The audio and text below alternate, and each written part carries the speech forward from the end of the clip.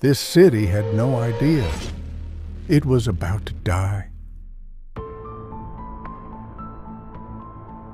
People were shopping, laughing, living normal lives. Behind them, a volcano was waking up. At first, they thought it was just an earthquake. Then the sky turned black. Hot ash started falling. People ran for their lives. Within hours, the entire city was buried. 2,000 years later, we found them frozen in time.